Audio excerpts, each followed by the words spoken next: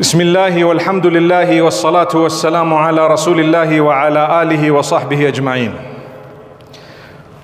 One of the most worrying things is that on the day of Qiyamah, we will be alone, questioned by Allah subhanahu wa ta'ala about ourselves. Yet on earth, we are worried about everyone else. The plot of shaitan is to divert you and I from the main day. The main day is mentioned in the Quran and the Sunnah of the Prophet Muhammad sallallahu alaihi wasallam many times. It is known by so many different names. Many of them are scary, highlighting to us the seriousness of that day. Allah Almighty speaks about it, and inshallah today I want to go through a few of the verses of how we will be alone fighting our own case. Nobody will be able to worry about another, be it a spouse or a child or a brother or blood or a friend or whatever. Each one will be worried about himself, including the prophets of Allah besides Rasulullah sallallahu alaihi wasallam, who is going to be speaking about the ummah and fighting on behalf of the ummah.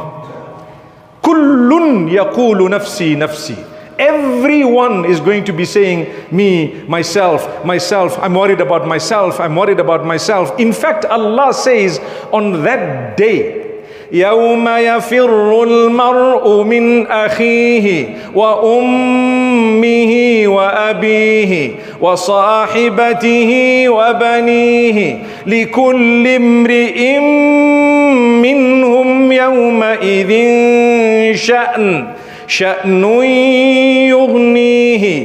Allah says on that day, everyone will run away. Each person run away from his brother. A person, a man, a woman, whoever it may be, a person will run away from his own sibling, from his or her mother and father, and from his or her partner. Run away. Each one will have his own issues that he will realize, I need to defend myself. Allah subhanahu wa ta'ala says, يَوْمَ تَأْتِي كُلُّ نَفْسٍ تُجَادِلُ عَنْ نَفْسِهَا.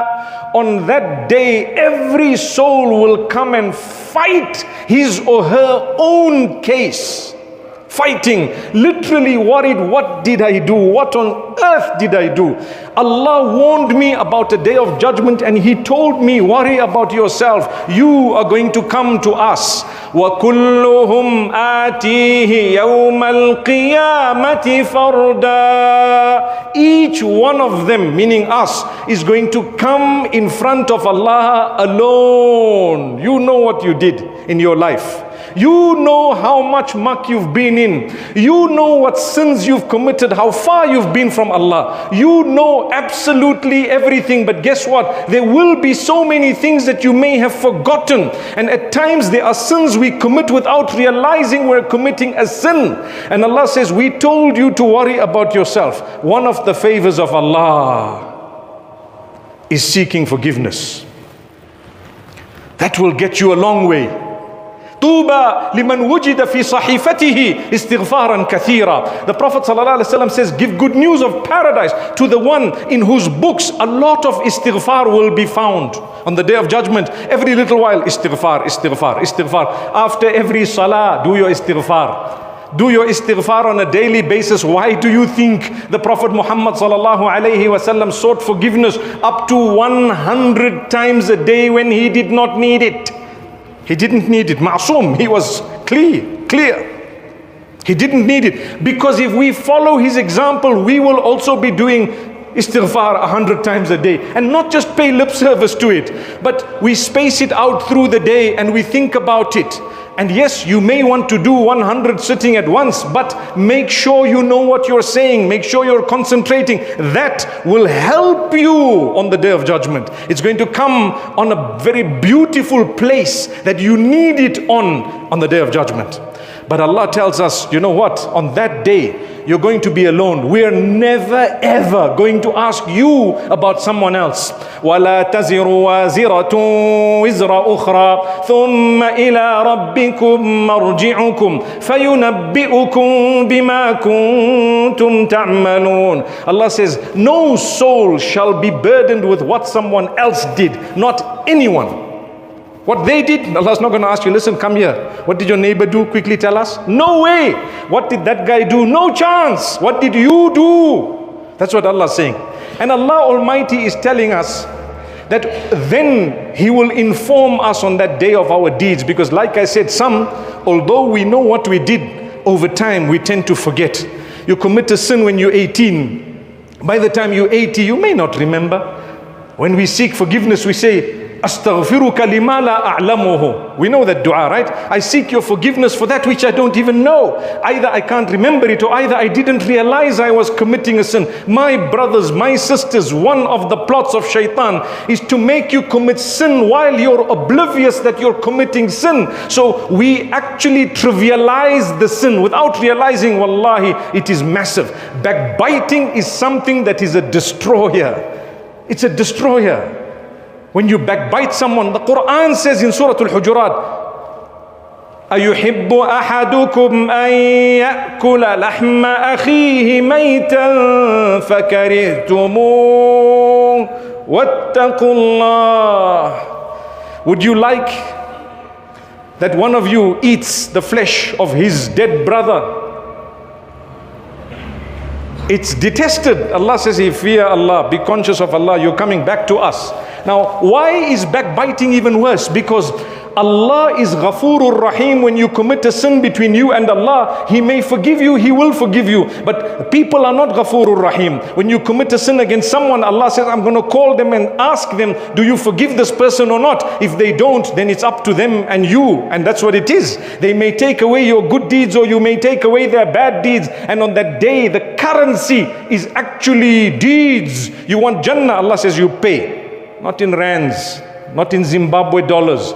Before we used to make a mockery of the Zim dollar. Trust me, you guys are not too far off. May Allah subhanahu wa ta'ala forgive us. 19 and a half, 20, I'm seeing the figures go up. May Allah protect us. But on a more serious note, the deeds, imagine you are told you need X amount of deeds to get into Jannah, and you are lacking by one small thing. Had you smiled upon the face of your brother, you might have made it in. Had you blocked yourself from backbiting, you might have made it in. But unfortunately, you see, when we are losing, we lose. Take it seriously. Allah says, when they accused Aisha radiallahu anha of immorality, na'udhu billah, in Surah An-Nur, that statement they were passing amongst themselves. Passing. In today's world, we call it forwarding. You know, you get a message about someone, you know, this and that, and you forward it. That forwarding, that's what we're talking about. Allah says, تَحْسَبُونَهُ هَيِّنًا وَهُوَ عِنْدَ اللَّهِ عَظِيمٌ. You think it's something light. In the eyes of Allah, it is huge, humongous. You are hurting someone you don't even know. You're talking about someone you have no clue how close or distant they are from Allah subhanahu wa ta'ala. How? And this is why we say, at that time, the people of the accusers fell into certain categories. The worst from among them was the one who created the tail. The one who created the tail. The head of the hypocrites, Abdullah ibn Ubay ibn Salul. So Allah says, الَّذِي تَوَلَّى كِبْرَهُ مِنْهُمْ لَهُ عَذَابٌ أَلِيمٌ. He's going to have a painful punishment. The one who created the tail, and he was the head of all the mischief. He will have a painful punishment. But Allah says, لِكُلِّ امْرِئٍ مِّنْهُمْ مَكْتَسَبَ مِنَ الْإِثْمِ. Everyone who was involved in that slander, everyone who was involved in it will actually have a portion of the sin based on what exactly they did. Some of them forwarded the tail and they spread it. Some of them, what did they do? Some of them actually created more than what there was. And Allah subhanahu wa ta'ala says there was a category from among them, as soon as they heard, they immediately said, this is a lie. Aisha radiallahu anha is pure and she can never do that. And they closed the topic there and then. Allah says those are the true believers. لولا إذ سمعتموه ظن المؤمنون والمؤمنات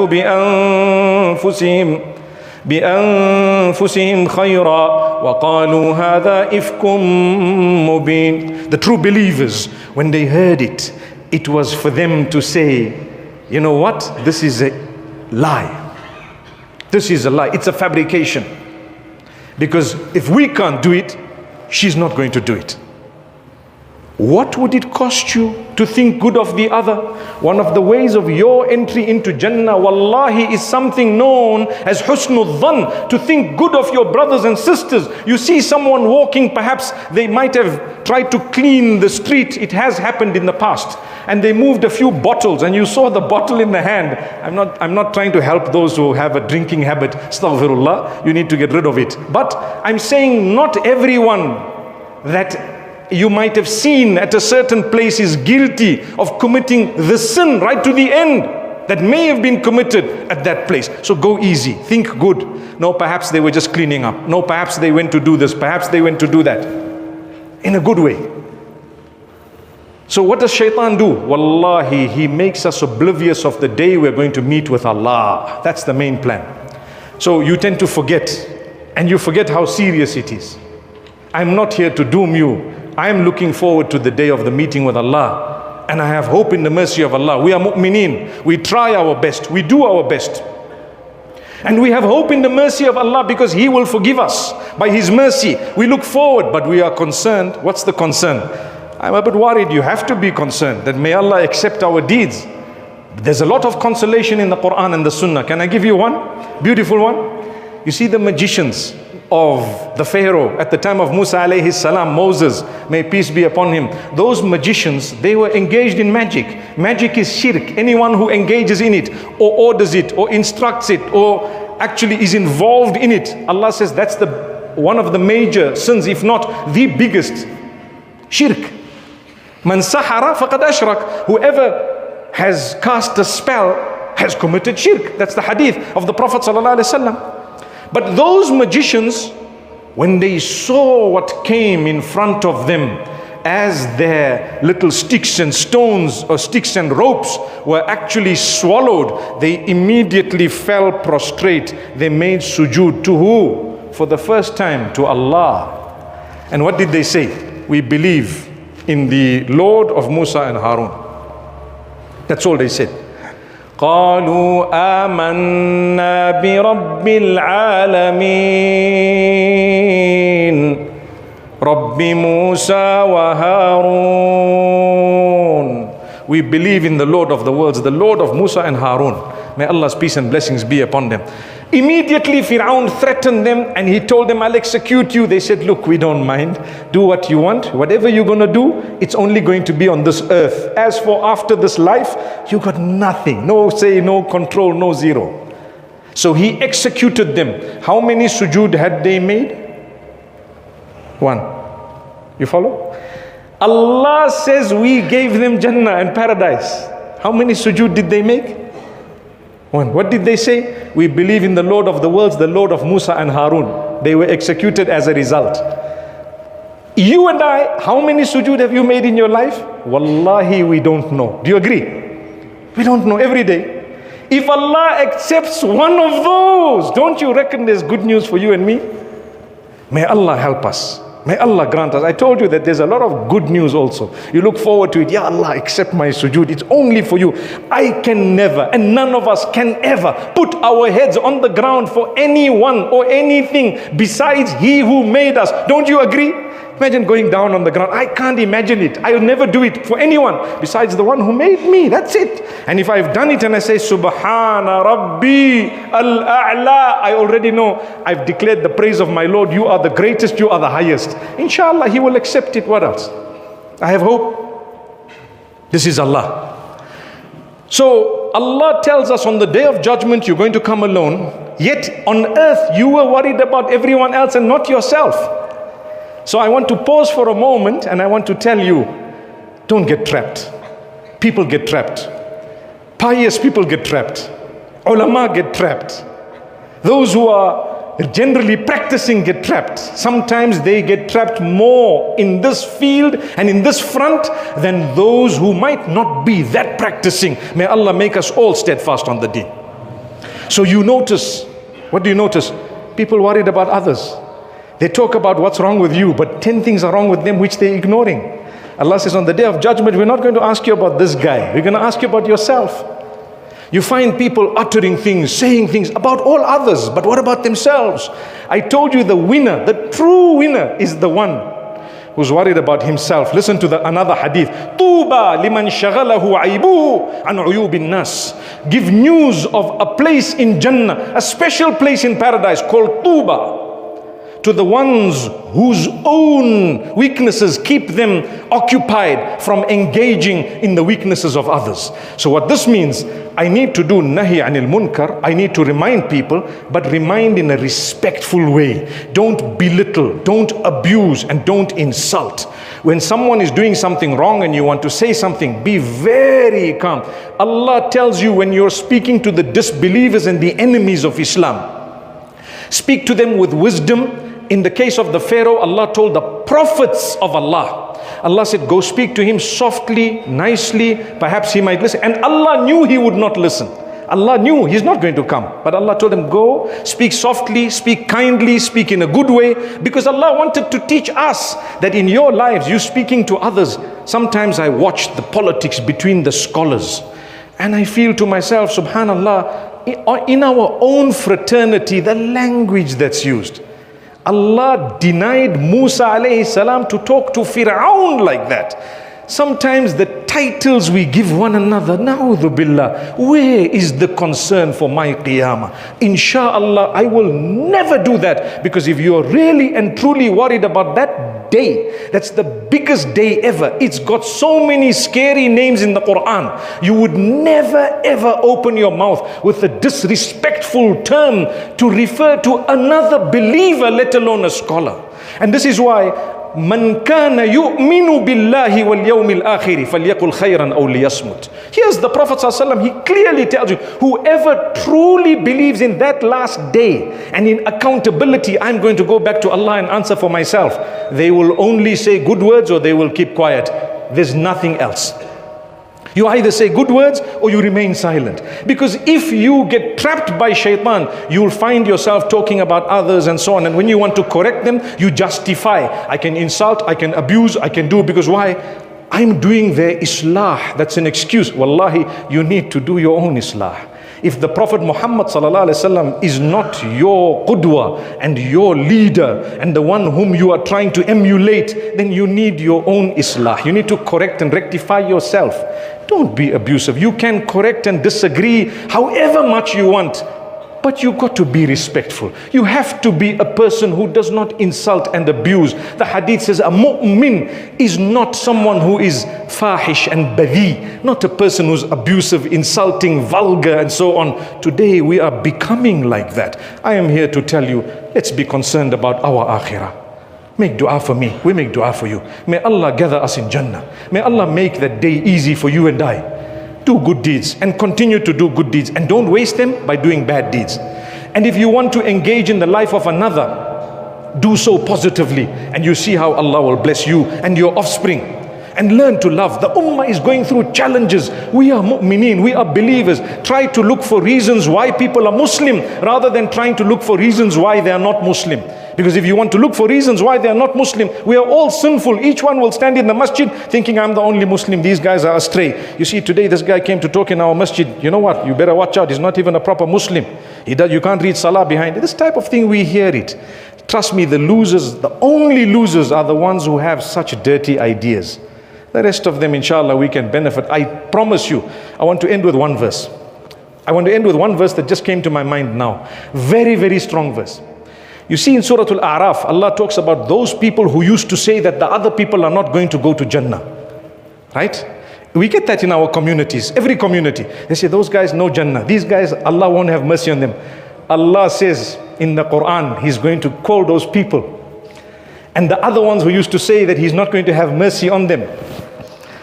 أَهَؤُلَاءِ الَّذِينَ أَقْسَمْتُمْ لَا يَنَالُهُمُ اللَّهُ بِرَحْمَةٍ Are these the people whom you guys used to say Allah's not going to have mercy on them? Udkhulul jannah la khawfun alaykum wa la antum tahzanun. In front of them, Allah will say, you go to Jannah, no need to fear, no need to worry. Yallah. This shows you that in the dunya, when people say, this one is like this one is like that, they have no idea. They have no idea. So you and I, what should we do? Do our own islah. Become a disciplined mu'min. From me, no one's going to be harmed. From me, no one's going to be insulted. From me, I will either help people and I will endure the crush that they might serve me. No problem. They are still my brothers. I still love them. I will still make dua for them. I still believe they are a part of the ummah. And I want us all to go to Jannah, and we will laugh about how we used to mock at each other here. It's not worth wishing for someone to go to hell. May Allah purify our hearts. And may Allah bless you all. This community, I recall coming here before, and if I'm not mistaken, the masjid had once, some fire was in this masjid, am I right?